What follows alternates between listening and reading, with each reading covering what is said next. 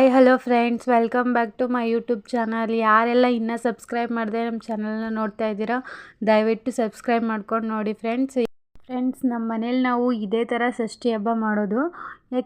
ಯಾಕೆ ಇದನ್ನ ಹೇಳ್ತಾ ಇದ್ದೀನಿ ಅಂತಂದರೆ, ಒಂದೊಂದು ಊರಲ್ಲಿ ಒಂದೊಂದು ರೀತಿ ಷಷ್ಠಿ ಹಬ್ಬ ಮಾಡ್ತಾರೆ. ಅದಕ್ಕೋಸ್ಕರ ಹೇಳ್ತಾ ಇದ್ದೀನಿ. ನಿಮ್ಮ ಮನೆಯಲ್ಲಿ ಯಾವ ಥರ ಷಷ್ಠಿ ಹಬ್ಬ ಮಾಡ್ತಾರೋ ಗೊತ್ತಿಲ್ಲ, ಆದರೆ ನಮ್ಮ ಮನೇಲಿ ಮಾತ್ರ ನಾವು ಇದೇ ಥರನೇ ಷಷ್ಠಿ ಹಬ್ಬ ಮಾಡೋದು. ಷಷ್ಠಿ ಹಬ್ಬ ಯಾವಾಗ ಬರುತ್ತೆ ಅಂತ ಅಂದರೆ, ಕಾರ್ತಿಕ್ ಮಾಸ ಮುಗಿದು ಅಮಾವಾಸ್ಯೆ ಆದ 5 ದಿನಕ್ಕೆ ಬರುತ್ತೆ. ಆ ಟೈಮಲ್ಲಿ ಎಲ್ಲರೂ ಇದೇ ಥರ ಷಷ್ಠಿ ಹಬ್ಬ ಮಾಡ್ಕೋತಾರೆ. ಆವಾಗ ಷಷ್ಠಿ ಹಬ್ಬ ಮಾಡೋಕ್ಕಾಗಿಲ್ಲ ಅಂತ ಅಂದವರು ಧನುರ್ಮಾಸ ಶುರುವಾಗೋ ಮುಂಚೆ ಬರೋ ಭಾನುವಾರ ಮತ್ತು ಗುರುವಾರ ಈ ಟೈಮಲ್ಲಿ ಷಷ್ಠಿ ಹಬ್ಬ ಮಾಡ್ಕೋತಾರೆ. ಬಟ್ ನಮಗೆ ಫ್ರೆಂಡ್ಸ್ ಮಾಡೋಕ್ಕಾಗಲಿಲ್ಲ. ಆ ಷಷ್ಠಿಯಲ್ಲಿ ಅಮಾವಾಸ್ಯೆ ಆದ 5 ದಿನಕ್ಕೆ ಬರೋ ಷಷ್ಠಿಯಲ್ಲಿ ನಾವು ಮಾಡೋಕ್ಕಾಗಲಿಲ್ಲ. ಏಕೆಂದರೆ ನಮ್ಮ ಫ್ಯಾಮಿಲಿಯವರೆಲ್ಲ ನಾವು ಒಟ್ಟಿಗೆ ಮಾಡೋದ್ರಿಂದ, ನಮ್ಮ ಅತ್ತೆ ನಮ್ಮ ಆಂಟಿ ಇವರಿಗೆಲ್ಲ ಅವ್ರದ್ದೇ ಆದಂಥ ಪ್ರಾಬ್ಲಮ್ಸ್ಗಳಿದ್ದಿದ್ದರಿಂದ ನಾವು ಅವತ್ತು ಮಾಡೋಕ್ಕಾಗಲಿಲ್ಲ. ಆದ್ದರಿಂದ ಒಂದು ಭಾನುವಾರ ಸೇರಿಸ್ಕೊಂಡು ಮಾಡ್ಕೊಳ್ಳೋಣ ಅಂತ ಹೇಳಿ ಭಾನುವಾರ ದಿನ ಮಾಡ್ಕೋತಾ ಇದ್ವಿ. ನಾವು ಇದೇ ಥರನೇ ಷಷ್ಠಿ ಹಬ್ಬ ಮಾಡೋದು.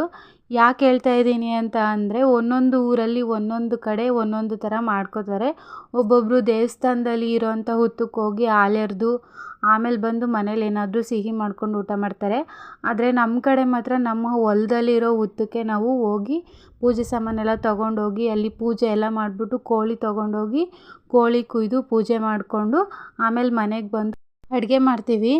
ಮತ್ತು ಫ್ರೆಂಡ್ಸ್, ನಾವು ಏನೇನು ಪೂಜೆ ಸಾಮಾನು ತೊಗೊಂಡೋಗ್ತೀವಿ ಅಂತ ಅಂದರೆ, ಬೆಳಗ್ಗೆ ಎದ್ದು ಸ್ನಾನ ಮಾಡಿ ಮನೇಲಿ ಪೂಜೆ ಮಾಡಿ ಅದಕ್ಕೆ ಒಂದು ಪಾವು ಅಕ್ಕಿ ಮತ್ತು ಒಂದು ಸ್ವಲ್ಪ ಕಡಲೆಕಾಳು ಎಲ್ಲನೂ ನೆನೆ ಹಾಕ್ಕೋತೀವಿ. ನೆನೆ ಹಾಕಾದ್ಮೇಲೆ ಒಂದು ಸ್ವಲ್ಪ ಹೊತ್ತು ಆದಮೇಲೆ ನೆಂದಮೇಲೆ ಅದು ನೀರು ಸೋರಿದ್ಮೇಲೆ ನಾವು ಅದಕ್ಕೆ ಬೆಲ್ಲ ಮತ್ತು ಕಾಯಿ ತುರಿ ಎಲ್ಲನೂ ಮಿಕ್ಸ್ ಮಾಡಿ ಅದೊಂದು ತಟ್ಟೆಯಲ್ಲಿ ಇಟ್ಕೊಂಡು, ಮತ್ತು ಹಾಲು ಬೆಣ್ಣೆ ಅದೊಂದು ಪಾತ್ರೆಯಲ್ಲಿ ತೊಗೊಂಡು, ಮತ್ತು ಪೂಜೆ ಸಾಮಾನೆಲ್ಲ ತೊಗೊಂಡು ನಮ್ಮ ಹೊಲ್ದ ಹತ್ರ ಇರೋ ಹುತ್ತಕ್ಕೆ ಬಂದು ನಾವು ಎಲ್ಲರೂ ಪೂಜೆ ಮಾಡಿಕೊಂಡು ಹುತ್ತಕ್ಕೆ ಕೋಳಿ ಕುಯ್ತೀವಿ.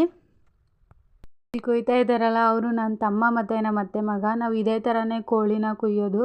ಕೋಳಿ ಕುಯ್ದು ಬ್ಲೆಡ್ ಎಲ್ಲನೂ ಹುತ್ತಕ್ಕೆ ಹಾಕಿ ಹಿಂಗೆ ದೂರ ಎಸ್ಬಿಡ್ತಾರೆ ಕೋಳಿನ. ಅದು ಹಾವು ಹೆಂಗೆ ನುಲ್ಕೊಂಡು ಹೋಗುತ್ತೋ ಅದೇ ಥರನೇ ನುಲ್ಕೊಂಡು ಹೋಗುತ್ತೆ. ಫ್ರೆಂಡ್ಸ್, ಹಾಗೆ ನಾವು ಇನ್ನೂ ಒಂದು ಕೋಳಿ ಎಕ್ಸ್ಟ್ರಾ ತೊಗೊಬಂದಿದ್ವಿ. ಅದು ನಮ್ಮ ಆಂಟಿ ಅವ್ರದ್ದು.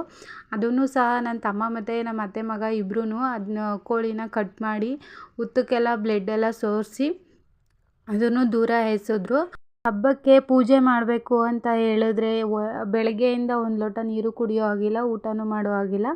ಆದ್ದರಿಂದ ನಮ್ಮಮ್ಮ ಮತ್ತು ನಾನು, ನಮ್ಮ ಆಂಟಿ, ನಮ್ಮ ಅತ್ತೆ ಯಾರೂ ಊಟನೇ ಮಾಡಿರಲಿಲ್ಲ. ಆದ್ದರಿಂದ ನಮ್ಮದು ಪೂಜೆ ಎಲ್ಲ ಆದಮೇಲೆ ಕೋಳಿದು ಕತ್ತಿದೆಯಲ್ಲ ಅದನ್ನು ಹುತ್ತದ ಕೋವಿ ಒಳಗೆ ಬಿಟ್ವಿ.